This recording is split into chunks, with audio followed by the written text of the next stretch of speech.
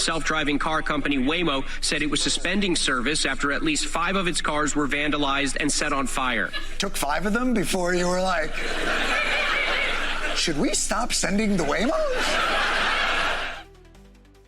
Hello and welcome to episode 265 of the Clean Energy Show. I'm Brian Stockton. I'm James Whittingham. This week, my state-of-the-art air quality monitor has arrived, and I am now sharing my data with the world.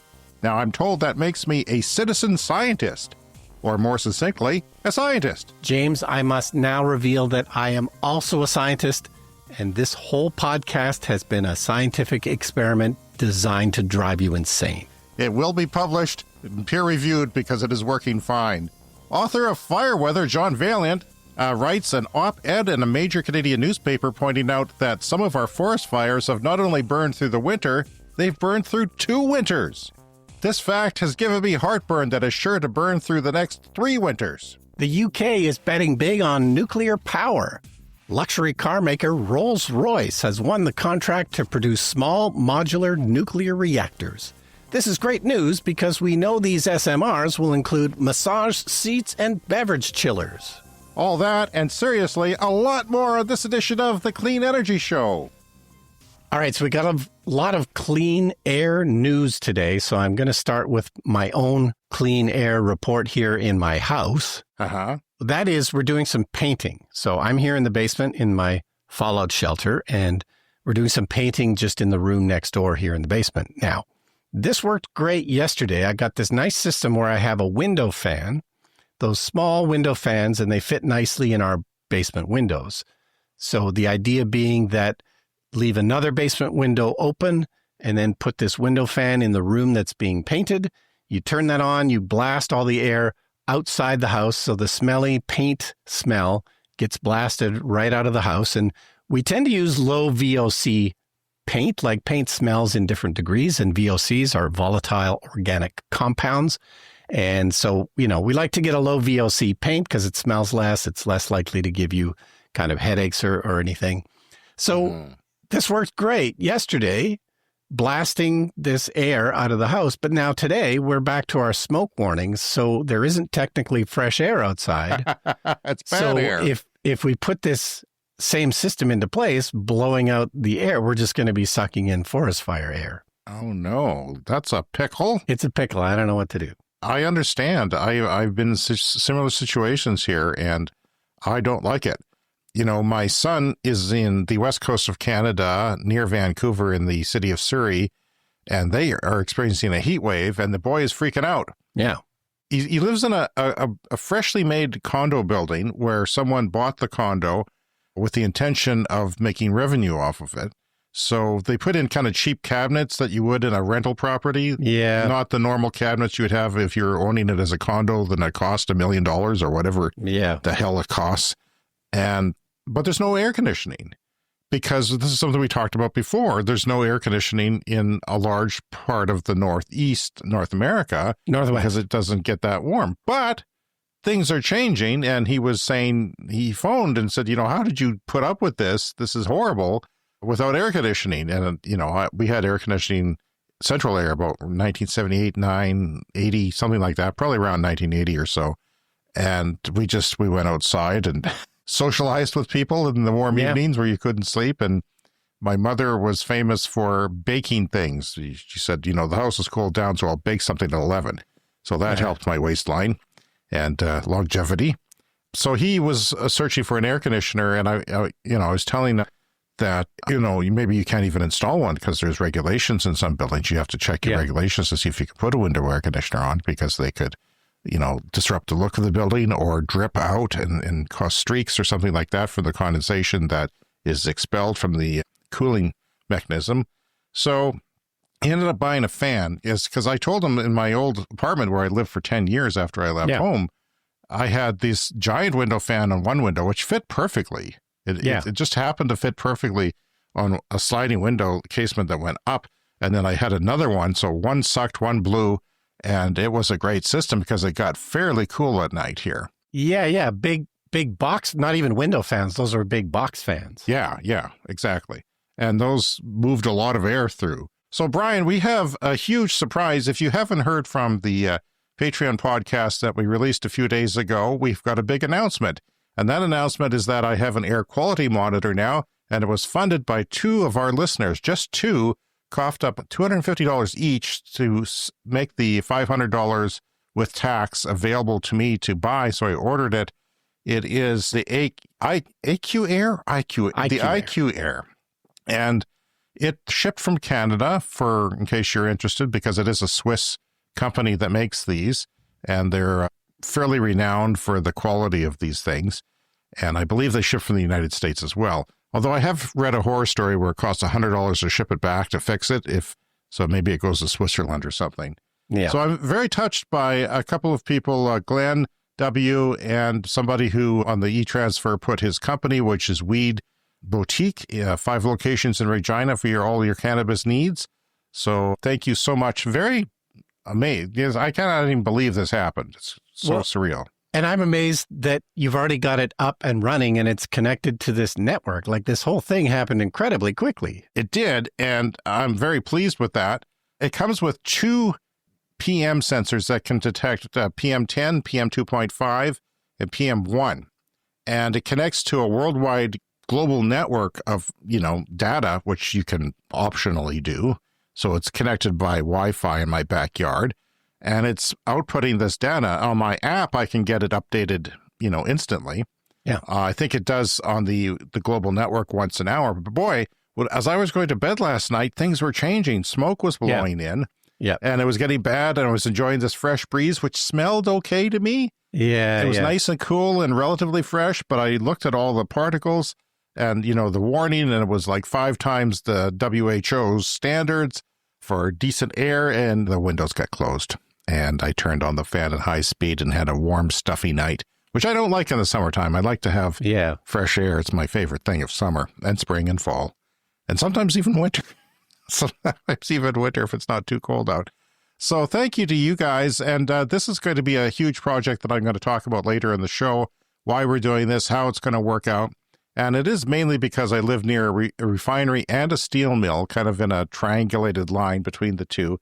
And Brian, the teaser, I'm very disturbed by some of the things that I've learned so far. It's going to be an interesting journey, and thanks to our listeners for helping us do this. This is going to be a great project, and one that may cause me to move somewhere else. So that'll be the next fundraiser, is get James to move somewhere clean. This is horrible. This is really horrible. And the wildfires are terrible. Like the smoke here, we're getting them from northern Alberta now. We live in Saskatchewan next door, where there's a lot of fires going on, but that's blowing elsewhere, maybe Michigan or somewhere, and Toronto and places like that. But currently we're getting the smoke from northern Alberta and northern BC. And this is the same as last year. My pool is not open. I have a 18-foot round steel wall permanent installed above ground pool, which is heated by 20 feet of solar thermal rubber mat panels, which work very well, but it's not warm enough to use. And I have to clean the water and treat the water since early May or May 1st, depending on the lateness of the season. So I'm doing that at expense and not getting anything out of it. So I'm starting to wonder if the pools works in our modern climate anymore, which is tragic, because I really like being gravity free. Yeah, that's, I mean, I keep thinking every summer can't be this bad, but, so far, and it has come and gone. It hasn't been every single day, but it's been every few days. It gets smoky and it's terrible.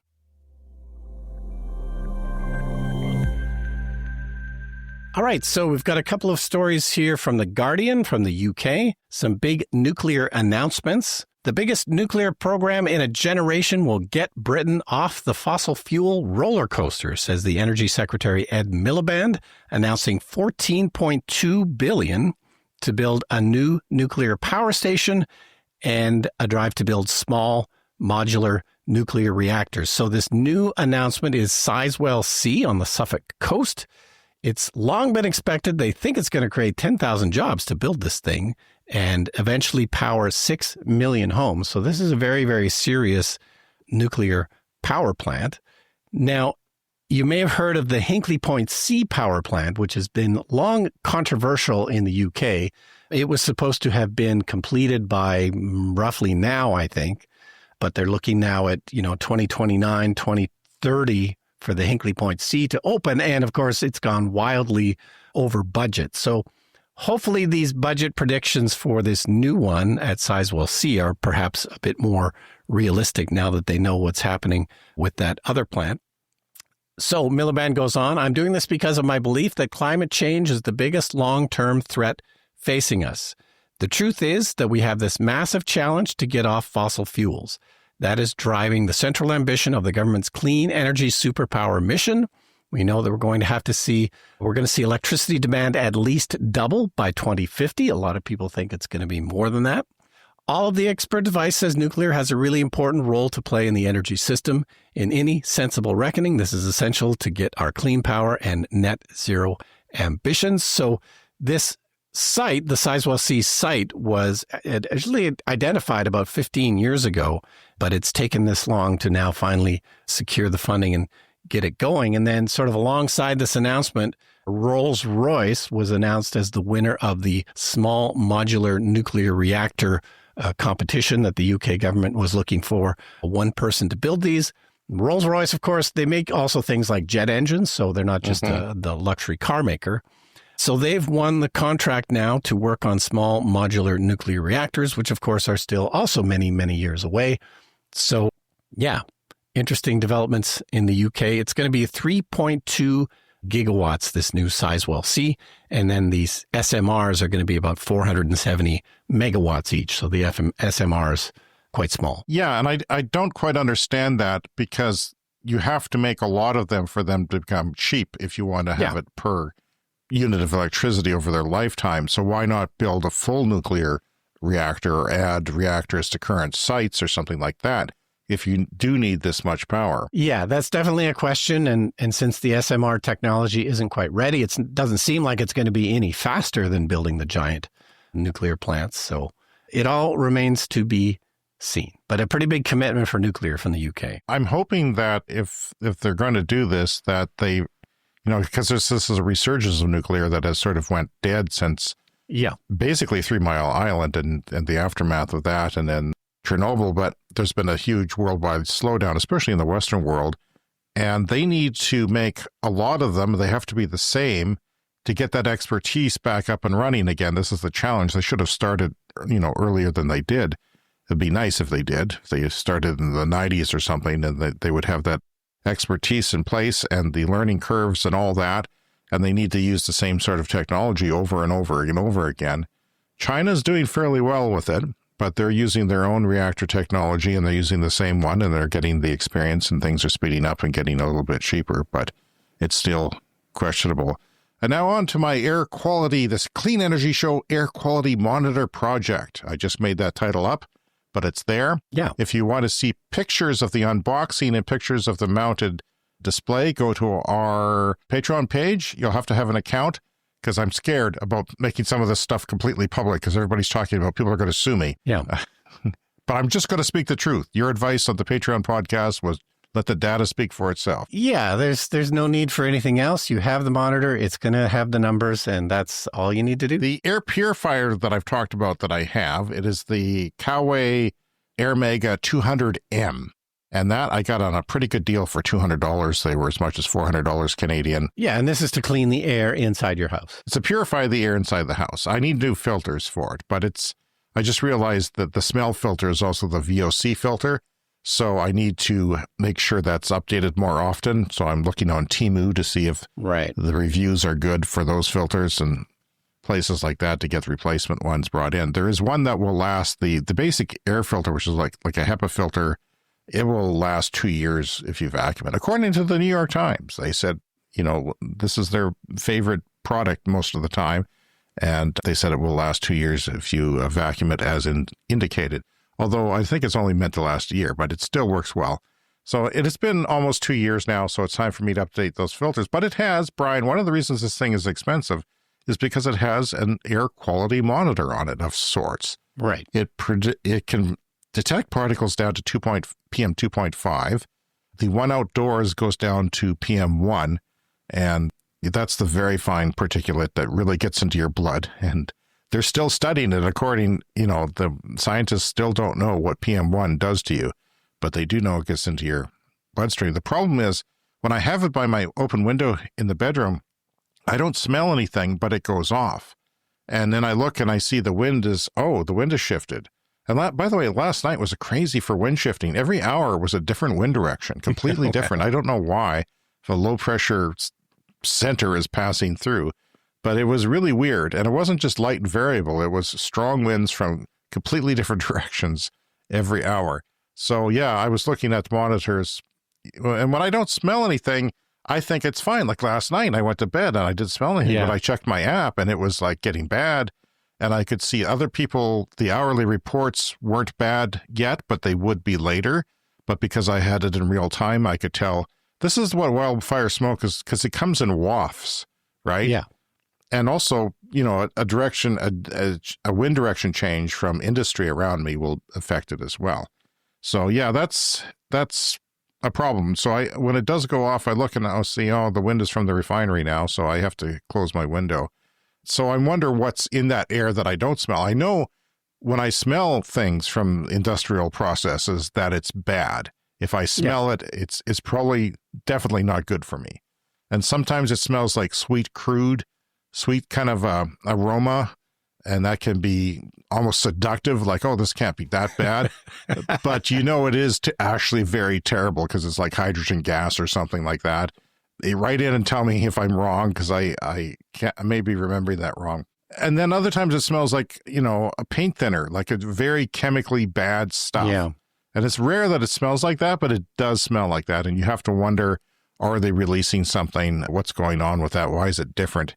So, yeah, this is, there are other air quality monitors in our city of Regina, Saskatchewan here. And I wanted to point out some interesting facts here, because CTV, the local private broadcaster, has a station just on the edge of the city, on the eastern edge of the city. They have a monitor, and it is more or less downwind from the refinery when it is a northwest wind. Yeah. And I noticed a deviation in that all the time, that it was higher, much higher than everyone else when the wind was from the northwest. And that's something that I'm going to study long term to see if there's an actual correlation there, because there's not much in between that would cause that. There's not a major highway. It's near a highway, but it's on the highway's on the downwind side of it, so that wouldn't affect it. And it is 6.5 kilometers from the refinery. Now, if you draw almost a straight line beyond that, that's where I am, and I'm 2 kilometers or 1.25 miles from the refinery smokestacks. The book that I participated in said I was 1.5 kilometers or something like that, but that's just to the edge of the refinery, not to the actual smokestacks where the emissions are probably coming from. And this is really interesting because there's only a handful of monitors in Regina. One's near you. I think it's within a couple of blocks of you down by the university there.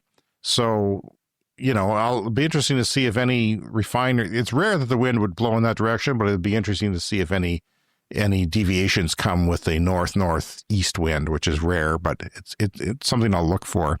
There's one downtown, but there's one in Northwest Regina. This weather geek in Northwest Regina for over almost 25 years has had like thousands of dollars of weather equipment in his yard, including expensive air quality monitors.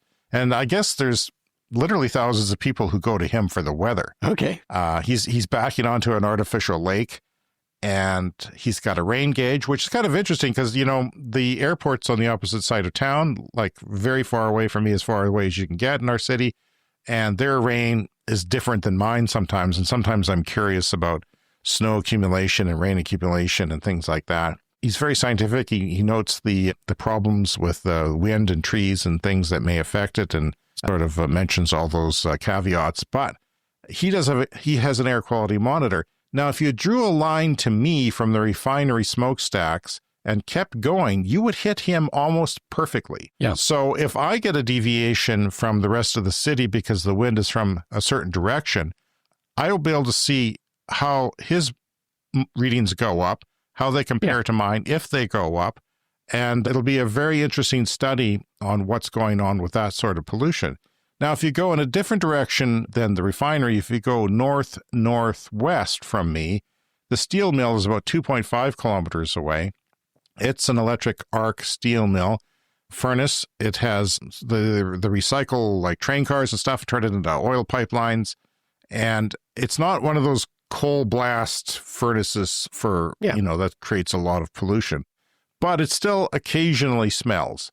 And I noticed they almost look like they're trying to reduce their pollution somehow because they have big hoses that come down and go in through buildings. There must be some sort of scrubbing taking place going on there, but I don't really understand what's going on. So that's another thing. The prevailing winds are northwest in Regina, which is good for me and for CTV because they're going to get most of the time. But there's not a lot of population. There is one little neighborhood in there, a corner of a neighborhood that would be in the path of those emissions. I worry about them because it's relatively new. It's a more newer neighborhood than me, and the houses are bigger and nicer and things like that. But yeah, that's interesting. So I'm going to be checking about all this stuff for not only our listeners, but for the world at large of what's going on, because the refinery, according to the book I participated in, is, they've sealed their records. Like the environment department of the province knows, but everyone else doesn't know because they've managed, their lawyers are so good, they've managed to have it sealed from journalists, from everyone else. So we don't know what's going on, and that pisses me off. I was going to name my air quality station Air in Brockovich, Air apostrophe N Brockovich. That's funny. So that's what we're doing, thanks to our listeners. So here's the problem, though. It only lasts 5 years and requires a $150 sensor replacement. And there's 2 sensors in there. There's duplicate PM sensors in there for some reason. And I'm curious because they're modular, they just slide out. I could take one out and see if it's still accurate. They're there for redundancy, for accuracy, but I wondered if it's still accurate enough. I will leave them in there for sure for the first year to make sure I have the most accurate readings when I'm doing all this sleuthing, and we'll see how that works in the long term. But you can buy a CO2 sensor, and if anyone out there knows a reason why I should buy a CO2 sensor for it, because there's extra slots, let me know, because they're very expensive. They're $250 Canadian to add that, and I'm not sure if it's important or if it relates to pollution. Yeah, if anyone has an idea, let us know. But yeah, so our Patreon page has a great story about this with James's pictures, but also you can just go to the IQ Air website and you can look and see on the map there. Like you said, there's 5 in our city, and now one of them is called the Clean Energy Show. Yes, you'll be able to see, you can follow it and see what's going on, especially if you live in our region here. You might be interested, or if you're interested in studying pollution and things like that. I'm thinking about the next bad stink day here in the neighborhood of contacting the local schools and just sending an email and saying, hey, there's an air quality monitor within 100 meters, 200 meters of your school in some cases, because there's 2 schools very nearby. And just saying, A, you can monitor it yourself and maybe keep the kids indoors. And B, maybe it may come up in a science class and you might want to have the teacher talk about it if it's pertinent to wildfire smoke or something you're talking about. Yeah. You can say, hey, we've got a monitor right nearby. We know what's going on. We can look at it pretty much in real time. So here's a reminder, Brian, why I'm doing this. This here will be a recording of an AI child reading an excerpt from Dr. Trish Elliott's chapter on the refinery called Ungovernable from the book Unjust Transition, The Future for Fossil Fuel Workers from Fernwood Publishing. This is the book I participated in as a person who deals with the refinery emissions. It is an excellent book. It is excellent research, but some bad things come out of the refinery. Let's have a child tell us about it. The CRC is a top-level emitter generally, particularly in the category of volatile organic compounds. They are one of the most prevalent factors in outdoor air pollutant-related cancers, representing between 35 and 55% of all cases. The CRC led Canadian VOC's refinery emissions every year from 2011 to 2021. Refinery-produced VOCs contain a roster of particularly hazardous substances. N-hexane, for example, can induce throat irritation and neurological symptoms such as headaches and vertigo at acute levels, while long-term chronic exposure has been related to damage to peripheral nerves in humans, causing weakness and numbness in the limbs, as well as reproductive damage in mice. In 2021, the CRC alone was responsible for half of Canada's total N-hexane refinery emissions, at a staggering 203 tons. The co-op also led the pack in total overall emissions of toluene, releasing 58 tons of the neurotoxin, and emitted 11 tons of benzene, a VOC that can lead to leukemia in humans subjected to long-term airborne exposure. Time to get to the mailbag. Yeah, and it looks like this time we have a voicemail from the mailbag from SpeakPipe. Hello, Brian and James. Second-time caller, long-time listener. My name is Sam. I live near Aspen, Colorado. And a couple weeks ago, you guys mentioned portable solar and battery storage really taking off in America, especially with this one company called EcoFlow. I'm not a sponsor, but we use their product in probably the most interesting use case and fun to share on the show. We are an e-bike rental and delivery company. We started in 2020 and have been growing since, so now we need to charge 20, 30, sometimes 40 or 50 batteries overnight. We slowly started to buy battery storage through EcoFlow and their portable solar panels. Now we have a total of 4 solar panels and 6 EcoFlow Delta Pros. It's their biggest kind. It's almost like 2 Tesla Powerwalls. The panels charge our batteries at night or during the day, and then we plug the EcoFlow batteries into our e-bike batteries overnight, and those get charged, and we start the cycle again the next morning. And it's been working now for going on our 4th year, and it is awesome. We love it, and we always talk about the millions of other use cases this technology can provide. Either way, have a great weekend. We do, don't we? We do. You guys rock. Thank you, Sam. That was a great feedback from you, because the EcoFlow, different use case scenarios, e-bike delivery service, e-bike rental and delivery. So they're delivering the e-bikes and they can charge them up. But of course, yeah, tons of use cases for these kinds of things. My brother has 2 or 3 of these kind of batteries because there's sort of frequent power outages at his house. So if it does go down, they can keep like a few things powered, like the fridge. So he lives in a rural setting, right? And so yeah, I'm imagining, we're hearing from somebody from northern Saskatchewan last week that had outages due to winter storms and wildfires. So yeah, I imagine they're longer in rural. The more remote you are, the more longer the power outages are, because there's a smaller number of people that are affected and a larger terrain to cover for the lines people. Yeah, just like at our cottage, the power outages are way more frequent and they tend to last a little bit longer. Less of a problem in the cities, but a lot of people could absolutely use some battery backup like this. And then, the solution to charge e-bikes, that's not so different from, we've heard about car charging stations that have a bank of batteries as well, because you can't always get enough power from the grid. So what do? You add a battery bank and you charge that up overnight or when it's not being used. And then you overall have way more throughput if you're relying on the grid and the battery. Well, we'd love to hear from our listeners. Like Sam, you can leave us a voicemail at speakpipe.com. That's an online webpage where you just hit record and you can try again if you don't like it the first time. You're not committed to it, and we'd love to hear your voice on the show. And if not, you can drop us an email like most people do, cleanenergyshow, all one word, at gmail.com, and join the conversation on our Patreon page, where not all the posts are behind a firewall. Some of them you can see. They're copies of our social media posts. So join us. All right, now a story from South Korea. This is from Clean Technica. Now, we don't tend to talk about Korea too much aside from Hyundai and Kia. Of course, Hyundai and Kia are advancing their electric vehicles fairly rapidly. They make some excellent electric cars.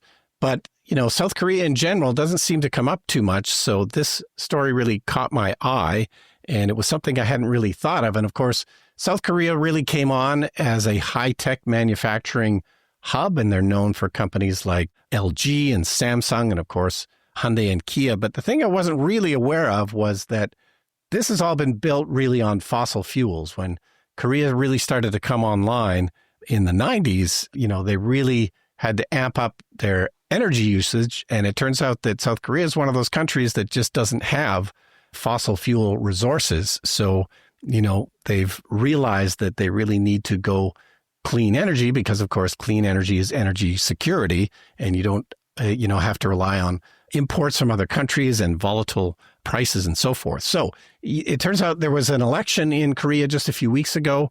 The Democratic Party of Korea is the new ruling party. This is a left-leaning liberal type party, and they have decisively recommitted to renewable energy expansion. They want to sustain nuclear generation at current levels, and they want to accelerate coal phase-outs, a trajectory that signals a clear recognition of renewable energy's essential role in the national economic strategy. This policy reset arrives as South Korea, historically reliant on imported fossil fuels for over 90% of its energy needs, seeks urgently to mitigate both geopolitical risks and environmental pressures that are inherent in its heavy fossil fuel dependency. So this is good news. I think it's worth pointing out that they're going to maintain their nuclear at current levels. They're not planning to build new nuclear. They seem to have an understanding that this is a very expensive proposition to build more nuclear, but their plan is to keep their current nuclear at its current rate and then expand the clean energy stuff around that. Energy independence is a big thing now, and I think the story hasn't been written yet, but I think Trump and his tariffs, just like Putin's invasion of Ukraine and Europe trying to get off fossil fuels from dependency of Russia and building their own clean energy infrastructure, I think there's a tendency to not trust outside parties anymore. Yeah. And you want to become independent when it comes to energy. And I think China's doing that and other countries as well. So that's an interesting just benefit maybe of these. Sometimes when bad things happen, there's a good spinoff, and we see that all the time. So yeah, well, it's probably not what they are intending for, but yeah, other countries will move to independent because, that's how you can do it. Yeah, the less stable the world, the more likely people are to work towards energy independence. And the best kind of energy independence is clean energy independence. Exactly. And my air purifier is going off now, so that's not good. All right, Brian, let's talk about the wildfires in Canada because they are affecting your life, my life, even Americans' lives in Northeast North America and perhaps even Northwest, depending on the winds. So it's a problem, and it is a frightening one. So what are we going to do about it? I don't know. There's not much we can do about it. The world has to decarbonize, and it's still going to be as bad as it is for some time. And it's, even if we decarbonize now, it would still, slowly get better. But John Vaillant is the author of Fire Weather. This is a book we've talked about on the show before extensively, especially after the Los Angeles fires in January. He wrote an op-ed in the Toronto Star, one of Canada's major newspapers. He says that holdover fires, also known as zombie fires, are fires that smolder underground during the winter. You think they're out because winter comes, the snow comes, it gets really cold, but these fires burn in the peat and other materials under the surface of the ground, and then when it dries up and becomes summer again, boom, you got a forest fire. So, yeah, he's seeing these things burn underground, smolder for months during the winter, and resurface again in the spring. But this year, Mike Flanagan, he writes, a research director of the Western Partnership for Wildland Fire Science at the University of Alberta, has observed something new. This is from the op-ed. This is the first time I've seen fires in Canada survive 2 winters, and I've been watching fires closely since the 1970s, he told journalist Chris Hatch. A number of these fires, quote, started in 2023, burned through the winter, and continued to grow in 2024, and then survived this winter, which is kind of frightening. I'm a scientist, he writes, John Vaillant writes, have predicted an eventual blurring of fire season into year-round burning for decades. But few imagined it would arrive so soon in our northern forests. There are knock-on effects to this relentless pressure, and one of them is evacuation fatigue, not only for the evacuees themselves, but for their hosts. High Level Alberta, that's a town in Alberta, has formally announced that it will not take in wildfire evacuees this year because they're tired of it. They don't want to do it anymore. Thousands passed through this remote hamlet of 4,000. That's not a hamlet, that's a town. At least a town. During the record-breaking 2023 season, 4,000 people showed up and saw 250,000 Canadians driven from their homes that year in wildfires nationwide. So that's a shocking stat, he writes, but not as shocking as this one. Last year, Conrad Sauve, the CEO of Red Cross Canada, told John Vaillant that when he was started working for the Red Cross in the early 2000s, not that long ago, 80% of their work was outside Canada, but now 80% of the work is inside Canada. And the reason is mostly climate-driven natural disasters like forest fires and other things, floods. Climate scientists predicted the fire season would become year-round, but few expected it so soon. Fire-related destruction is impacting insurance availability and affordability in Canada and the United States, something we've discussed, and something that's getting worse. It's almost impossible sometimes in California to get insurance these days. Climate-linked insurance crisis threatened the housing and financial sectors as well. If you can't get insurance, Brian, you can't get a mortgage. If you can't get a mortgage, you can't get a house. If you don't have a house, you're unhoused. This is how it all comes together. Fires, floods, and extreme weather are seen as repo men collecting on unsustainable CO2 debt. He has this little analogy of, debt is the CO2 we're putting in the air, and well, they're coming to collect on that debt now. We've been pouring it into the atmosphere at will for decades and decades, and now they're coming to collect.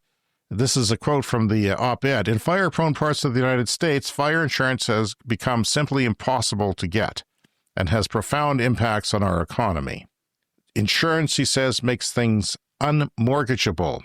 And he thinks that this is Prime Minister Mark Carney, our new Prime Minister. He was a banker. He was the head of the Bank of England, Bank of Canada. You should be able to understand this analogy. And he's writing basically to him. And he thinks one way to view our current economic system is as a global Ponzi scheme, powered by fossil fuels and leveraged against the future of the living world. So he thinks we keep, piling emissions out into the atmosphere and think nothing's going to happen and getting rich off of it. Well, it's collapsing now. Now, if we understand industrial CO2 as a debt, then heat is the interest on that debt.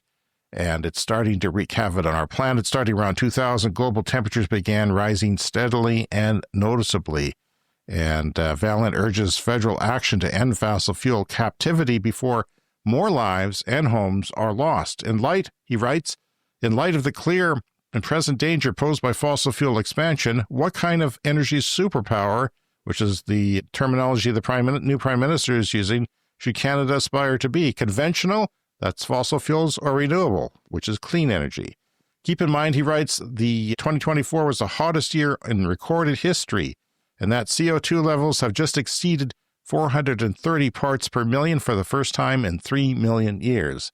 The longer Canada and other major economies remain hostage to the fossil fuel industry, the worse these fires, floods, heat waves, and droughts are going to get. The busier the Red Cross is going to be, and the more evacuations, heartbreak, and PTSD Canadians are going to suffer. This is the struggle we talk about. The theme of our show is the theme of fossil fuel power, which is unnecessary. Most of it is unnecessary and could be replaced, but they are struggling to keep that dominance and keep making that money.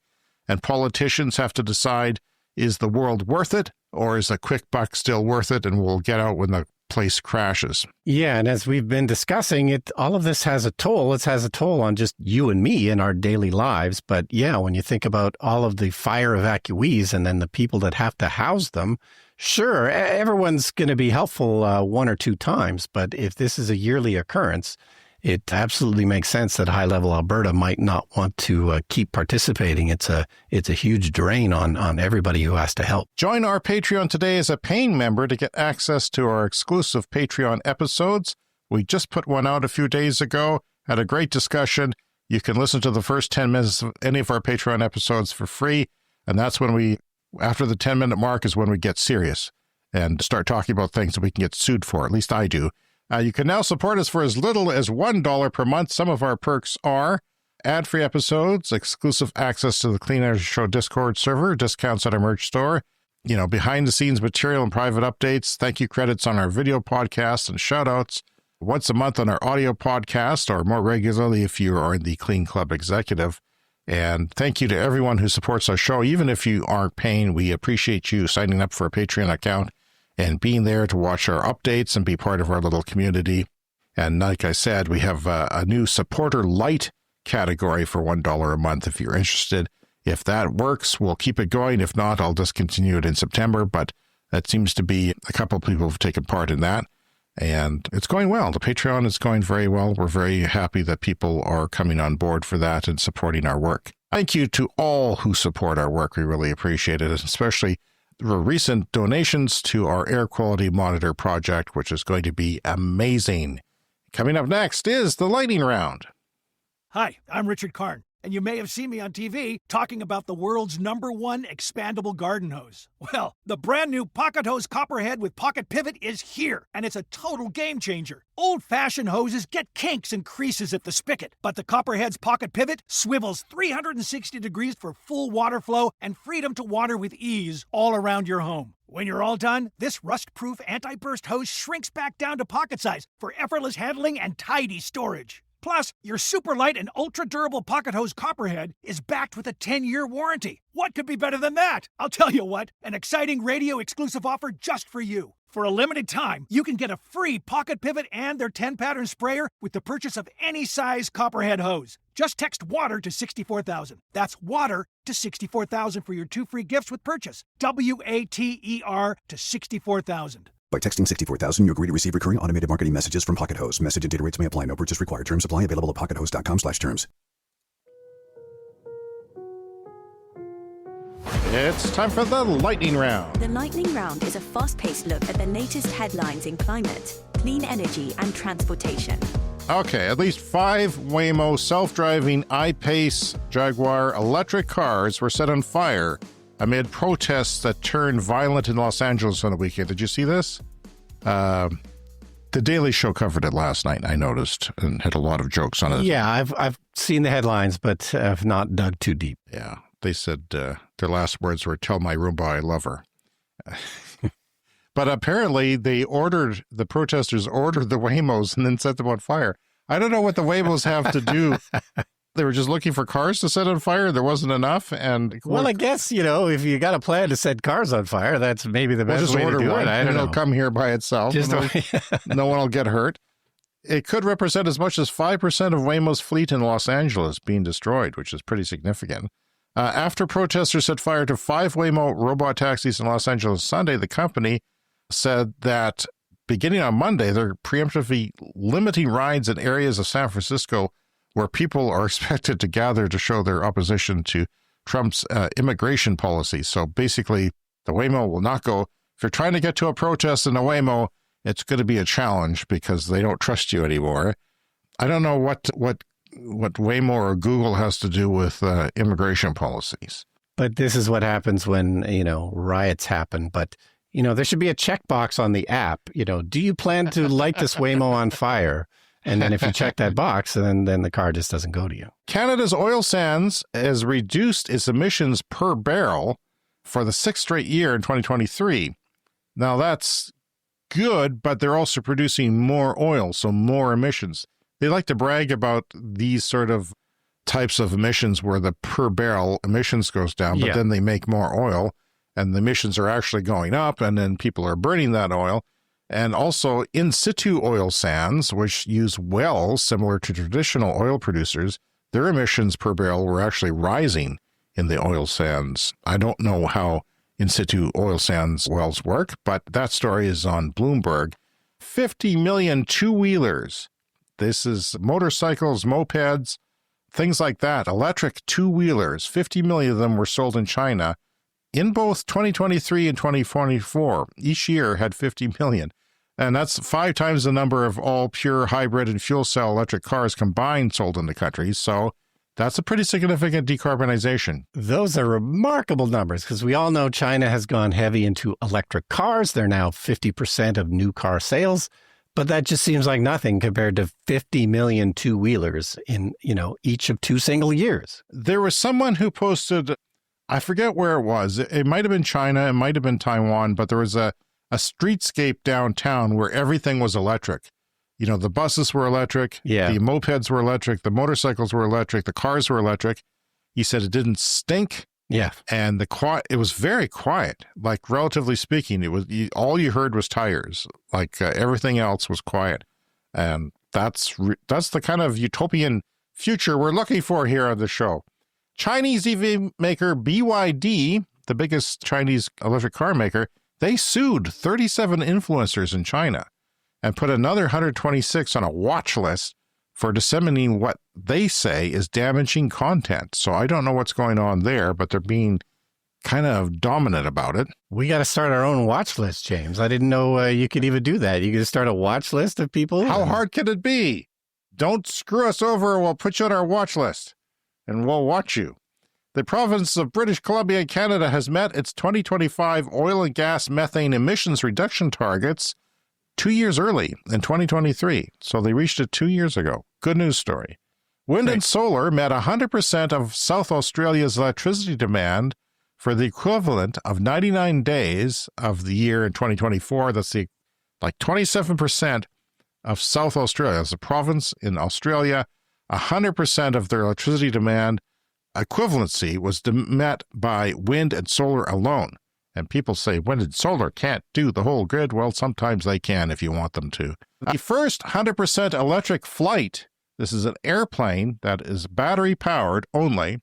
The first 100% electric flight landing at JFK Airport in New York cost $8 for the electricity to travel 70 nautical miles in 35 minutes.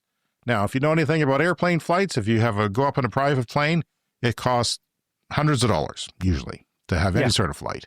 That's $1.60 per passenger. There was 5 passengers on board this flight. Brian, I don't want to be bold, but I think even I could afford that. That's crazy. I mean, we all know that the fuel costs are a huge part of flying. It's not cheap to put all that jet fuel into a jet, but $1.60 per passenger for the electricity. That's fantastic. Amazing. Flight schools are starting to use these for the last couple of years, and I think that'll be very popular in flight schools because you'll be able to take a lesson for a lot less money. Yes. And the lesson's only half hour anyway or something, and you have extra range for emergencies. From the IEA, electricity investments this year are set to be about 50% higher than the total amount being spent bringing oil, natural gas, and coal to market, accounting for over half of all energy investment. So you see, clean energy, more investment is in clean energy than oil. Around here in Canada, you always hear oil, oil, oil. So important to our economy. It's everything. What would we do without oil? Well, screw you. Half the world's energy expenditure money is now in clean energy, but you don't care about it some places. Hong Kong's first regular drone food delivery route launched on June 6th, Brian, flying from Science Park to Ma On Shan waterfront promenade in just around 5 minutes, which is 7 times faster than bike delivery of food.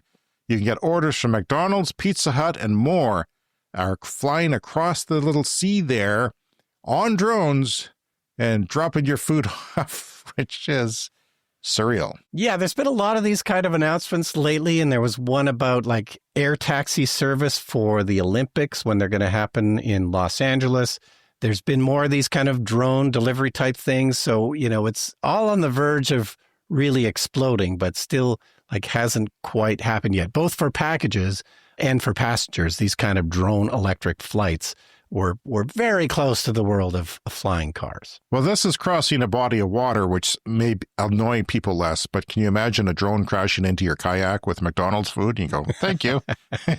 Well, you can get it delivered to your kayak, maybe. Sure, you probably could. You might have to paddle a little bit to get to that last few feet accurate. Finally, this week in Brussels, BYD Vice President Stella Lee told the Motoring Press the company intends to build its own megawatt charging network in Europe to support the needs of its EV customers. This story is about the adoption of electrified transportation, clean transportation, And this is a big story because we discussed this because it's going on in China. We thought, well, someday it's going to come elsewhere. I'm sure they'll just work on it in China for a while. Here we are with an announcement that it's coming to Europe, and they are going to build all these megawatt chargers which supply 1,000 kilowatts or more, which is often around 3 times as much as current chargers that exist. And that means you can charge a lot faster and shorter times for doing that, and EV adoption then expands. Typically, megawatt scale chargers are intended to recharge the batteries of electric trucks, which may have battery packs of 700 kilowatts or more, 7 times what a big car battery might have. And that is the good news because they're moving forward quickly, even though they are going after the influencers. We better not say anything bad about them. Yeah. Be careful if you're an influencer. But no, this is great news. It seems like the megawatt charger is something they're going to try and standardize on. It may be often even too much power for a lot of cars. Most cars can't take that now. But BYD is planning to roll out these cars in Europe, which is part of the story, right? We didn't think that they would necessarily make it out to other markets, but here we are. They're planning a mass rollout of these very fast charging cars that charge at 1,000 kilowatts. Yeah, and if you standardize at a megawatt, then trucks can use it. Semi-trucks can use it as well as cars. Like, why not just have one standard? It's a great idea.